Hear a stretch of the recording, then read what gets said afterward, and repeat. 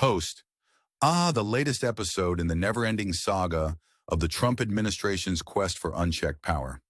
This time, a California judge steps in to remind Team Trump that, yes, even they have to play by the rules.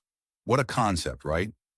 Host, imagine the shock at Trump HQ when they discovered that the Office of Personnel Management, OPM for short, can't just fire people willy-nilly. It's almost as if there are, I don't know, laws in place to prevent this kind of bureaucratic bullying. Host, but really, who needs laws when you've got a mission to streamline the federal workforce by decimating it? The administration's plan was as subtle as a sledgehammer. Because why support workers when you can just show them the door? Host, let's unpack this. The judge ruled that OPM doesn't have the authority to fire these probationary workers. Shocking. It's almost as if there's a little thing called the Administrative Procedure Act. Ever heard of it, GOP? Host, and oh, the irony of Republicans, the self-proclaimed champions of American jobs, trying to cut thousands of them. What's next? A campaign against apple pie and baseball. Host, the labor unions and advocacy groups are having none of it, and neither should we.